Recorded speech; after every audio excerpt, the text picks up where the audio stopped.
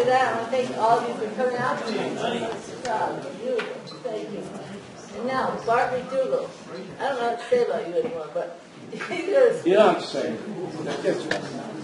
Come on up here. Okay, fine. Hey, for those of you who aren't familiar with Bart MacDougall, what he's been through all his life. Well, not yet. I I borrowed that from Bert and I. He's got a ways to go. Anyway, enjoy your program, and thank you for doing this. Oh, you're welcome. It's my rather significant pleasure to do it. Oh, good. Oh, I love it. Bart's on. Sure, all right, fine. I hope I'm on. I've got some visual aids around here. Two photos that some of you no doubt have seen. The Duanesburg restaurant and from there, I'd say in the 30s. And then just to its left, your right, I guess, is the Duanesburg, New York. I'm guessing not earlier than 46 and not later than 48 because that's when the new car styles came out. So either 46 or 47.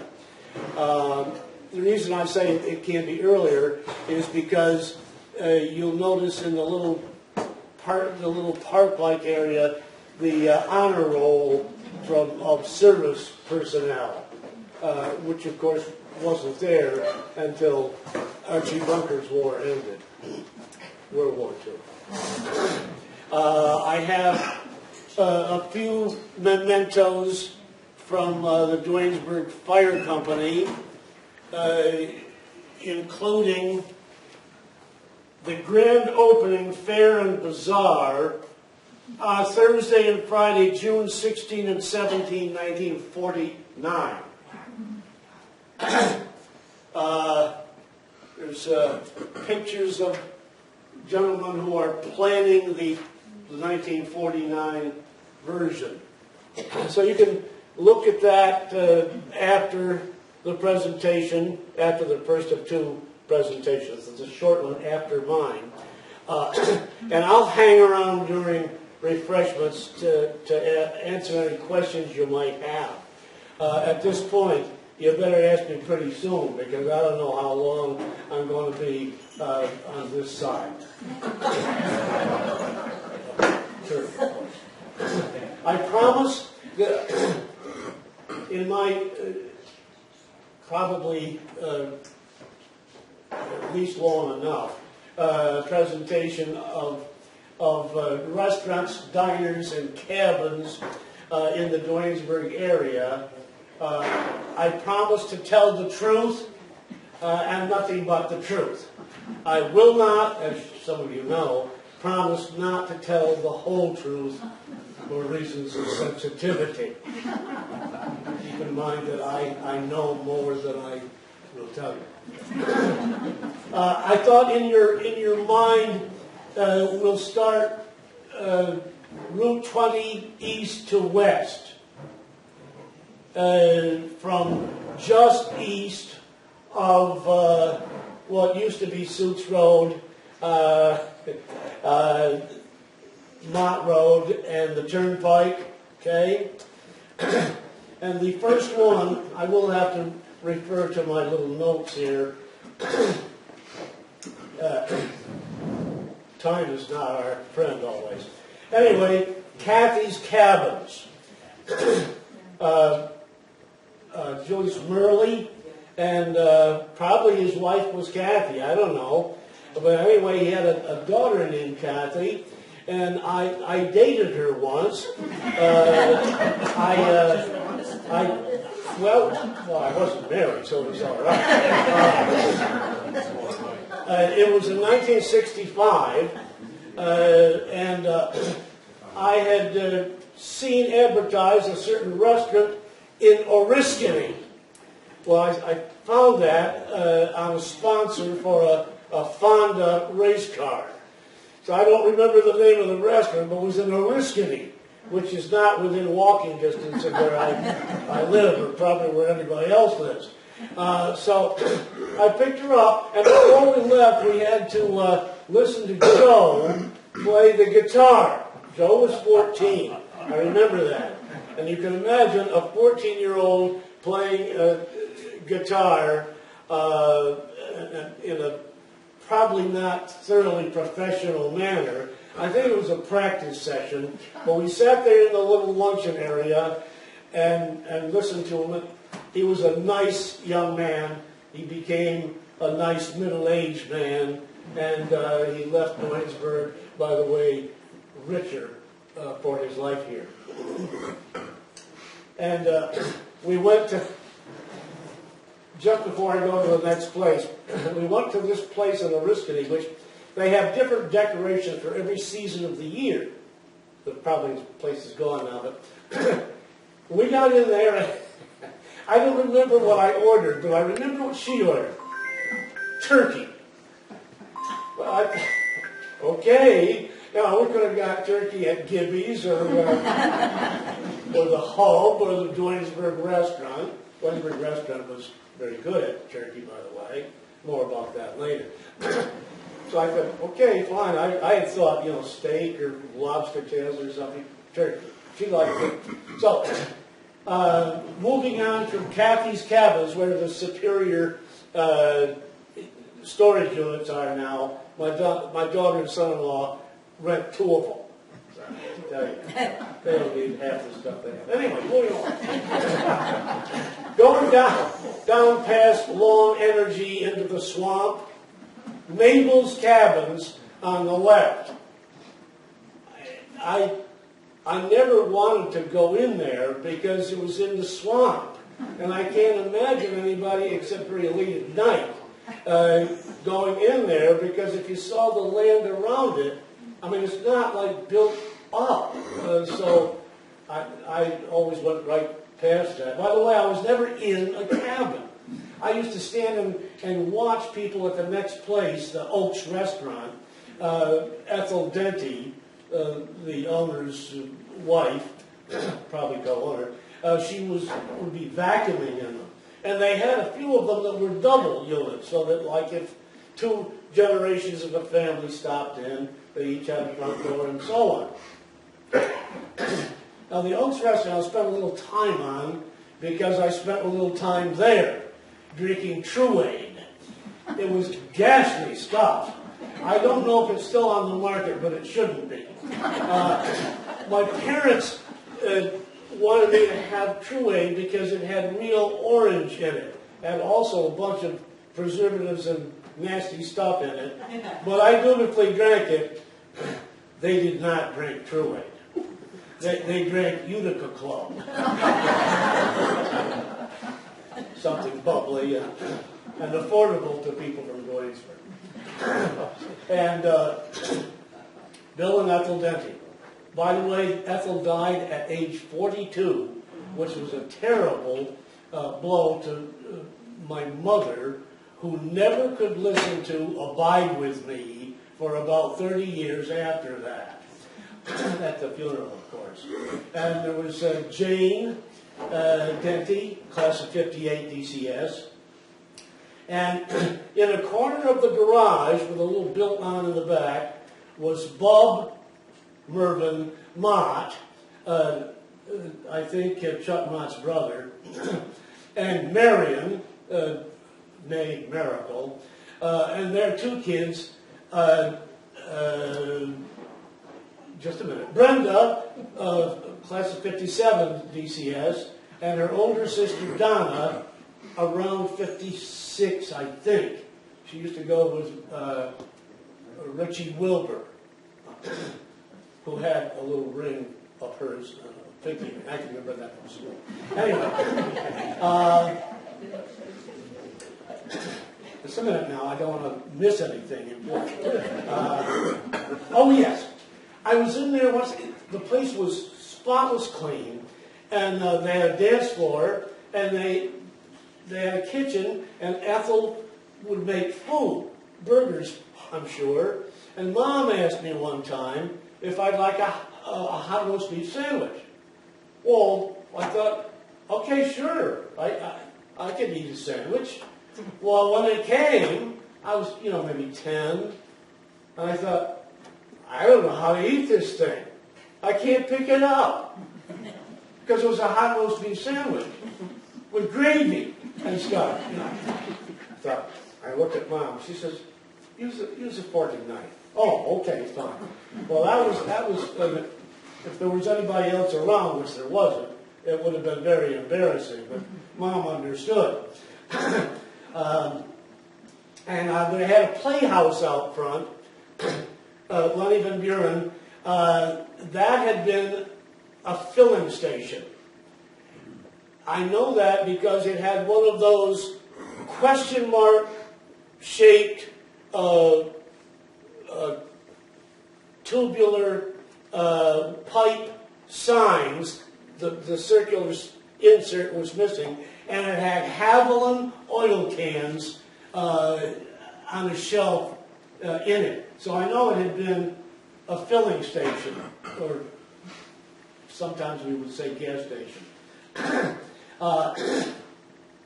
Bill Denny had a 49, bought a brand new 49 Ford wagon, which was the first of the two-door wagons with the fully woody sides. And when the fire station was built, I don't have an old picture of it here. When the fire station was built, they put that in the end doors, the west end double doors, and it would just barely fit. So it was on display for this bazaar, which was actually pretty bizarre. But anyway, it was on display. Probably thanks to Milt Whitbeck, who, guess what, sold Fords. Okay. And this place, if you're new to the area, I mean the last 40 years, it's where the Taekwondo is now, in one of those Morton buildings. Okay, we're going east. Not very far beyond that, eastbound, not eastbound and down, you don't get to go in that fast. It was the Nevada Court, Joe Greeley prop. It was a U-shaped driveway. I think the little low house might still be there. And I always, as a little kid, I got his name Greeley mixed up with a car named Veely. Now, unless you're my age, that won't mean anything to you. But in the 30s, there was a car brand called Veely. I think V-E-L-I-E. Please forget that. All right. Moving along, we go to Laporte's. Joe Laporte, Joe and Edith.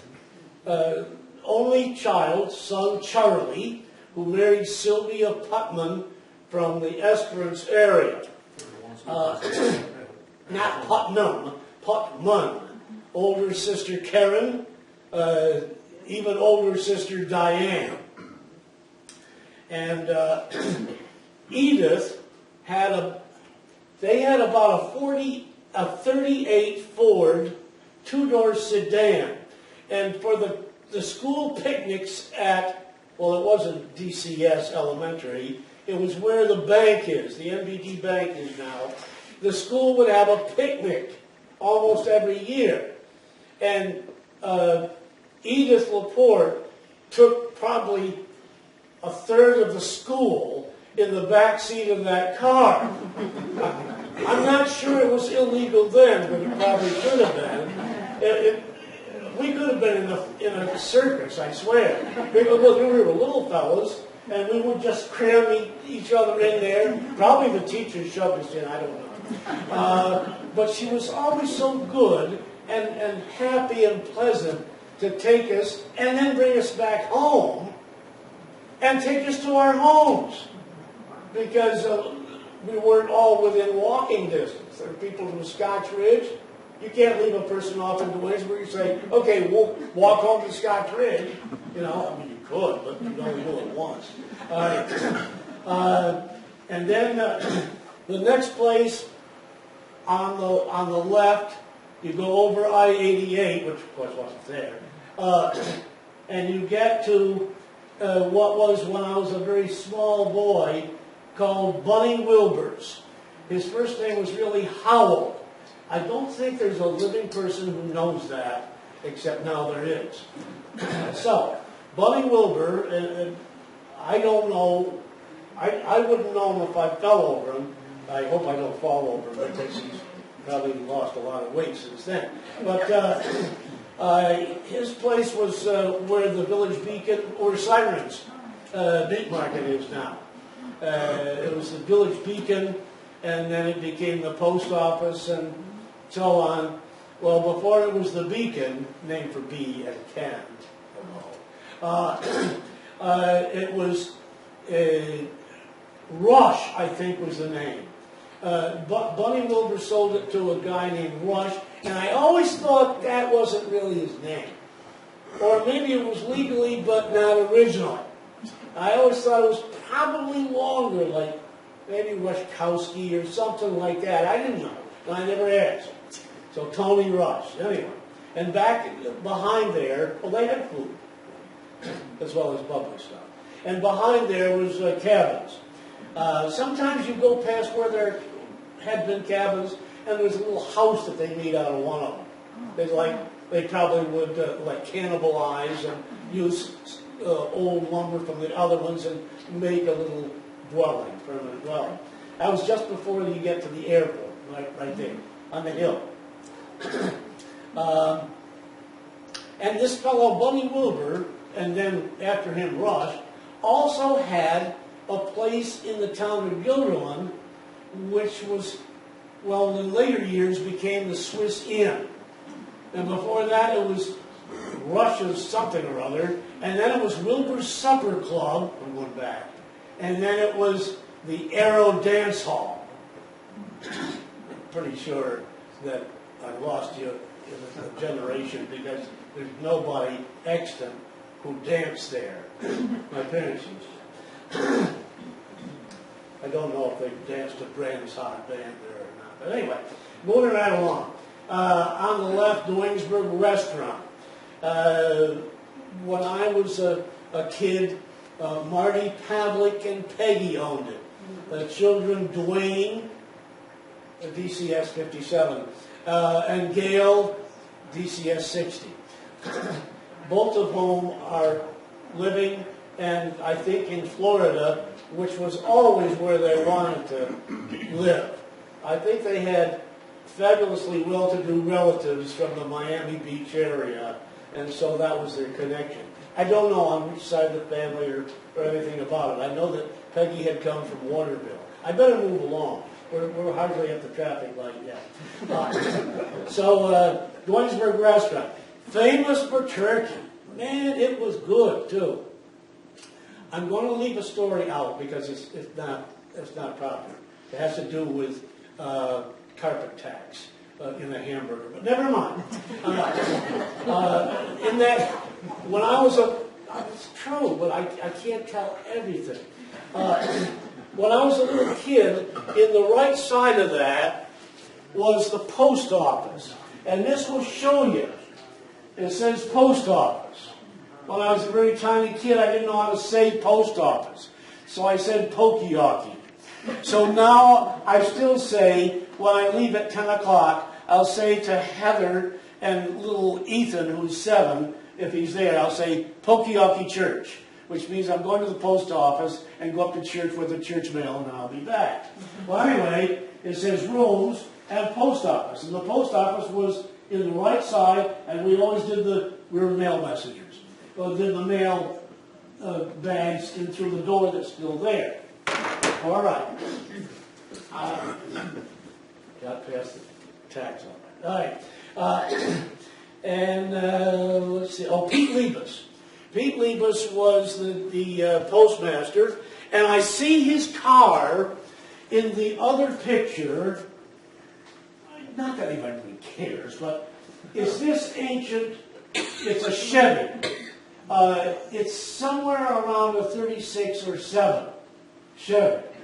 It's right next to about a 42 Ford Club Coupe that was owned by Marty and Peggy Pavlik. And Dwayne and Gail and I accompanied them to her parents in Warnerville once. So I remember riding in that car. A few years later, by the way, they got a 48 Buick when business had been pretty good, and then he got a 50 Buick, and then he kept that a long, long time. It must have been a very good car. Then we go across the traffic light. I won't forget the hub. I'm counting that as 7. And we get to the Duane Diner. There was a time when one of our attendees tonight was quite connected in his family to that when it was Poor Richard's. Not Poor Richard's Almanac, but Poor Richard's Diner. Richard Vincent. I saw one of the Vincents come in earlier and check things out over there. For the longest time, well, Don Bowker owned it when I was a kid, and he drove a 55 Chrysler New Yorker. I remember that because I was a teenager, and teenage boys like cars, and I did, and he had one. And then he lived right next door, and before he ran the farm in Schoharie County on Oak Hill on the right. It's the smallest place. And for the longest time, you always entered by the front door in those days. I think they had a side door, but most people used the front door. And over the front door was a clock. And for years, it said 4:15. They didn't take it down, and they didn't change it. So when I was working at Schoharie teaching, and one of my friends says, "Is it still 4:15 across the street from you?" Because he had noticed that, and he lived in the Middleburg. Anyway. All right. Then down the hill, Walt Murphy's Ice Cream Parlor, where Chip and somebody else, Myers Antiques, is now. Walt Murphy Ice Cream Parlor. And when I think of Walt, he and his wife used to go to the Methodist Church in Delanson, I remember. He told me one time that Gid Wilbur had hired him, along with several other guys with tractors, to clear the land for the airport. And that would have been 46. I can remember just barely before that. He started renting from my grandfather in 46. He owned the airport, but he never owned the land. But never mind. And then we have to go quite a ways after Walt's. That was, by the way, it was a very good place. Clean and good and friendly people. The next one is Caird's Cabin Town, which was behind what is now Rick's Feed and Fuel. And originally Tiffany's gas station. Up and back there was cabins, and they called it, I suppose the family name was Caird's. Caird's Cabin Town. And then I almost forgot, but in my mind, when I was trying to go to sleep one night recently, I was coming down the hill. I can't count the Hillview because it's not on Route 20. Besides, it's not there anymore anyway. The Stewart's is there. But I'm just about at the bridge, and I thought of it. The Mexico. There was a restaurant on the left, and I never was in the place to eat. I suppose they sold Mexican food, just a guess. I don't know. But my father wanted to rent the place for some kind of Republican fundraiser dinner. And I went with him, and it was after dark, and it was scary because there was some lights on at the bar, but as you left the bar, there were no customers. It was very dark. But I thought I'd go and explore a little. Well, I went. I made a turn into some other room, and there was an old lady with black lace.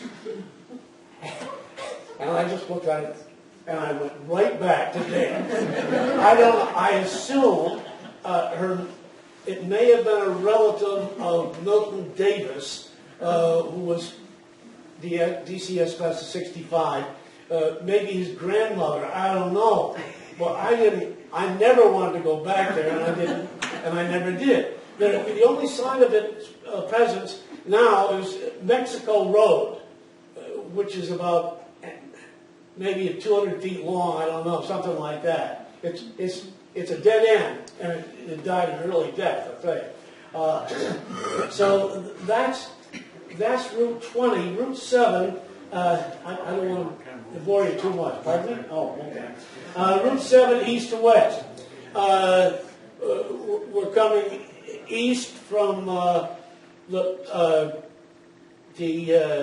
Kelly Station, Kelly's Corners, and we passed the Coco's wood chip business, and a little rise there. On the left was the Melrose Motel.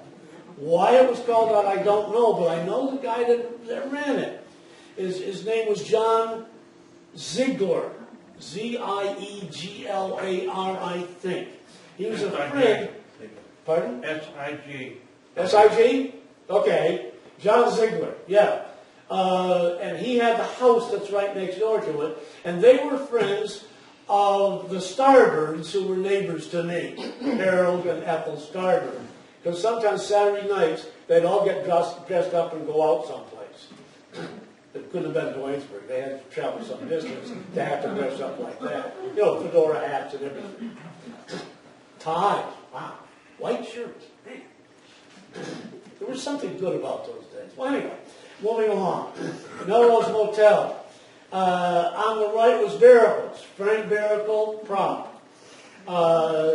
There was a Hires root beer barrel at the end of the counter before they enlarged the place. They about tripled the size of it. And I always wanted root beer. It was good advertising. And it was good root beer. Hires root beer made with real roots, bark, and herbs. It always said that. It doesn't say it anymore. Well, he also sold home light chainsaws and stuff like that. I bought a chainsaw from him. It was very lightweight. But the thing that made it lightweight was it held almost no fuel. So, I mean, I'd get her fired up, and I'd get about 2 chunks of firewood, and I'd have to go over and fill it again. Well, it wasn't his fault. It was nice and easy to carry. You can do it with one hand. All right. Frank was a nice thing. Oh, they served hot pastrami sandwiches. The big kids would go down there. People who could drive, like Phil DeLuke and the people like that, Don Largito. They would have hot pastrami sandwiches. If Mom didn't make it, I didn't eat it. You know, except for the oats, hot roast beef. And moving along to the hub, they had a car parker. A car parker with a master's degree. Yeah, my mother always wondered at that. You know, like, what a waste. You know? But on Saturday and Sunday, it was busy. And he had a black Cadillac right out front. That's to draw, see. And that's like one up from the Buick across the way. Right? Marty Patrick had the 50 Buick. Harry Ryerden had a Caddy. Sorry, Marty did what he could, you know. You have to be sensible, you know. You can't go in the hot just to have another Caddy. It was recommended by Duncan Hines, not H-E-I-N-Z. Now, H-I-N-E-S, you know, the kind of, if you don't get Betty Crocker, you get Duncan Hines cake mix, which I think may be even a little better than Betty Crocker. Anyway, it was recommended by Duncan Hines, and people used to come from all over the place to park in the front, which was probably not safe. That's why they had Mr. May with his master's degree to protect them, I guess. All right. Moving along, the other side of the road, I didn't know which section to put this in. Right where Century 21 is, was a house. And in my earliest memories, Aunt Hetty lived there. She was Doc MacDougall's brother's widow. Right? Doc MacDougall's brother, who, by the way, ran the general store before it became Martin Schrady's general store. Right?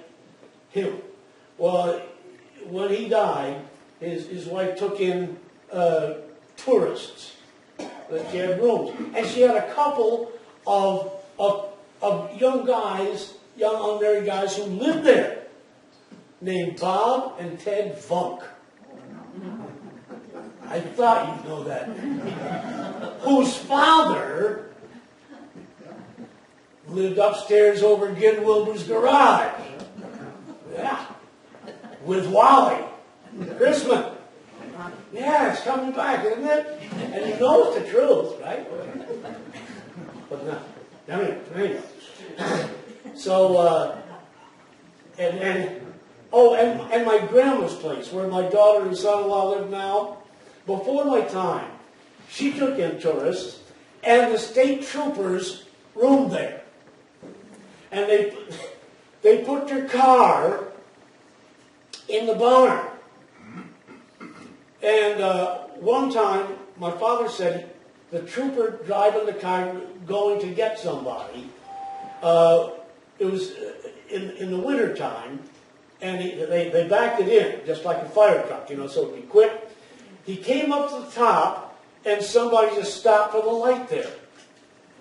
Well, he couldn't get it started because it was winter time, it was snow. It was, of course, rear-wheel drive. They all were, unless it was military. So he had to back up in the barn again. Coming around. Next line of traffic was coming. So he got out, and they had said he threatened to arrest the guy, but then they had got away from the window so that trooper couldn't see him. So anyway, that's as close to a cabin as we had in the family. And then we go to Wilbur's Motel. I got a kick out of that when Kid put that sign up, because I knew that there was going to be a misunderstanding. And several times I'd be out in the back playing or mowing or whatever, and a car would come in and look around. I'd say, "Where's the motel?" I'd say, "Right there." Then they go out the other driveway. Okay, and then you got to I'm getting to something a little humorous here. We go to the top of the hill, just past Bud Allard's Elixir Station, before that Furbeck's, and right where Ellie MacDougall had her beauty salon, which is all nice, fixed up now, was the Valley View Diner. And it was open 24 hours. Remember, no I-88 yet. Well, we pedaled out there. And they always had WWVA, Wheeling, West Virginia, on. And that was my early acquaintance with country music. All I knew was, like, Perry Como and then rock and roll. I didn't know... I didn't know Hank anybody, Much less George Jones, who was probably a kid by that time. Anyway, so there was an old skinny guy. Well, he probably wasn't as old as he looked. And he was telling about how he became sober.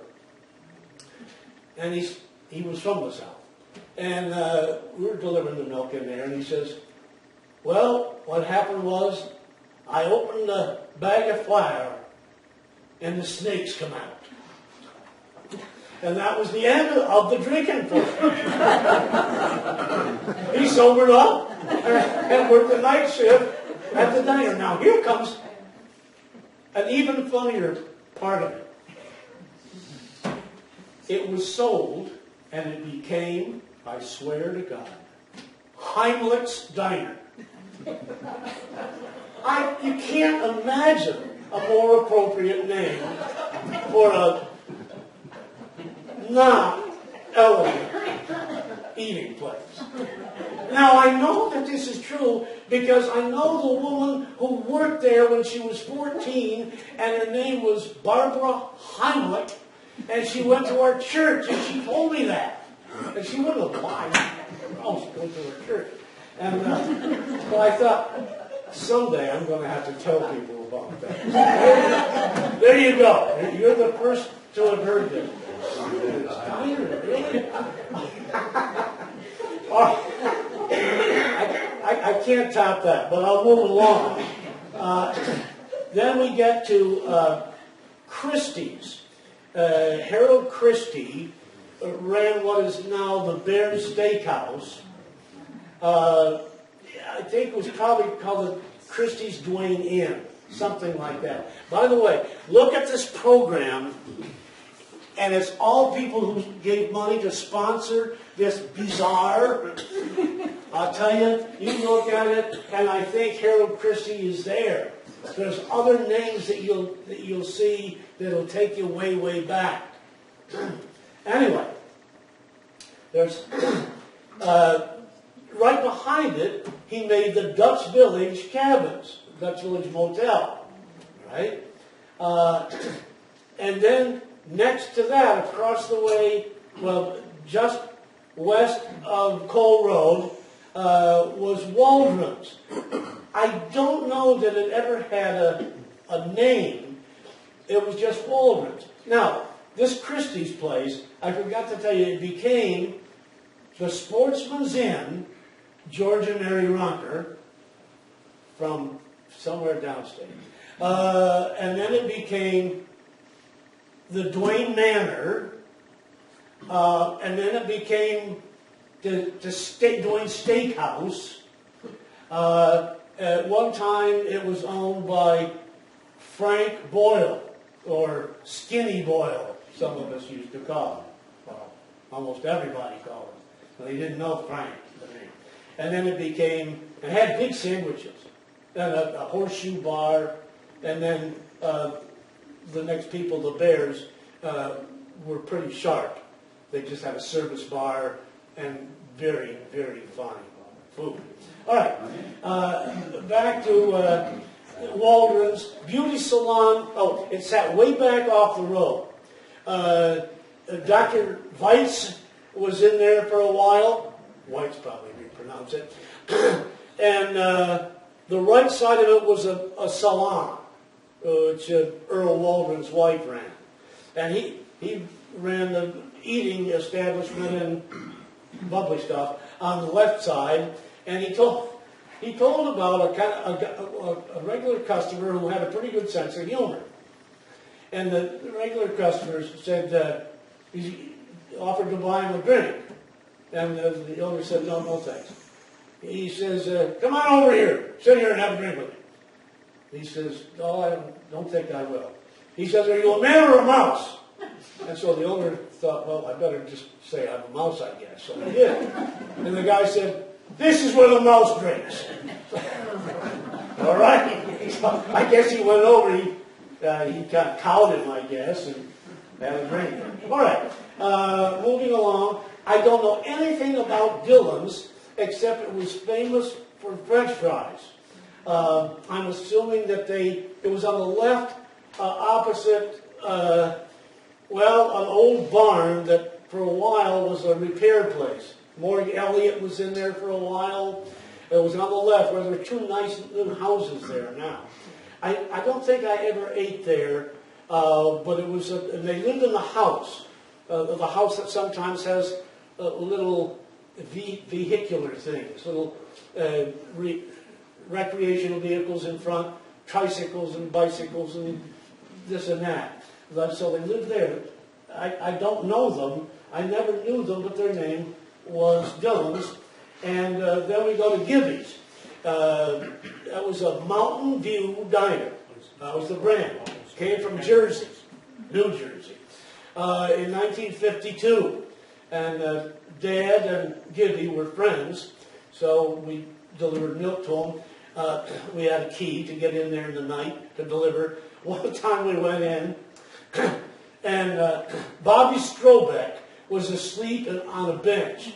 He had been hired to do some cleaning, some work there, and he just decided to stay overnight, I guess. But it kind of scared me. I thought, what's that in the dark back in there? It was Bobby Strobeck. From Alexander Road, older brother Ronnie. Well, Eddie would remember him. All right, moving along. Gibby's, by the way, is set to reopen in the near future with the same name, different management, related to Bellevue Cafe, I think. Okay? So stay tuned to the same station. All right? So that's good news, isn't it? It's always a good place to eat. Open soon. Next, go up the hill, westbound, hold on now, I don't want to go too far. Oh, I put this in the wrong place. The Quaker Inn. I almost missed that. Great steak sandwiches. Stan and Ed Pavlik, Julie and Mary, they had bands. I know that Gary, of dear memory, gave a talk here on the Quaker Inn, so I won't go into it too much. But they had good pizza, great steak sandwiches. You get bubbly there. I don't think they carried Truade. They were decent folks. But it was a nice place. And then go up to Long Shadows Cabins. Right near the road on the left, there's a barn that they made into a house just this side of it, just east. And there was two girls that worked there. Probably their parents ran it. The name was Polyanchek. Gloria and Tanya Polyanchek. They never talked a lot, and I thought at first that maybe they're not very friendly, but then as I got thinking about it, probably they may have had some trouble with language. I don't know. They seemed like nice kids. They had good ice cream there. And then you went to Goody's Snack Bar, which was just west of Gage Road on the right. The building's not there anymore. It's a very small place and was famous for pies, homemade pies. Goody's Snack Bar. And then the Mountain Villa. That was a brief time when it was still called the Mountain Villa, when it got the, I think, unofficial name, the Dog House. And that's because certain husbands had fallen into, hopefully, temporary disfavor on the home front. And so they went and stayed at the Dog House. And on the east end of it, somebody had painted, I think, a hound-looking kind of dog and called it the Dog House. But it was the Mountain Villa. Joe and Joe Olivo ran it. Joseph and J.O., I don't know. And it became, for a while, a French restaurant called the Summit Room. One time, my wife and I and another couple went in there. We had made reservations, of course, and we were there right at the right time. Well, they weren't ready for us. And they said, just mill about. Well, there's no place to mill about in there. Well, what do you mean mill the heck about, you know?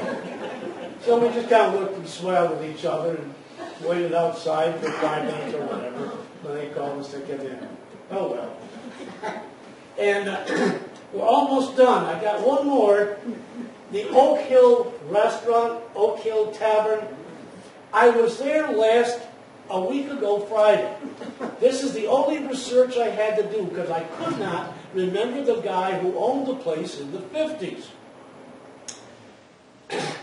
And so I went there a couple of times during the week, but if you know the area, they're closed mostly.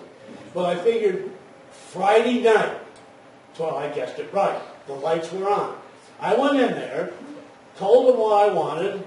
Well, the owner was not there. A bartender was there. It was dark.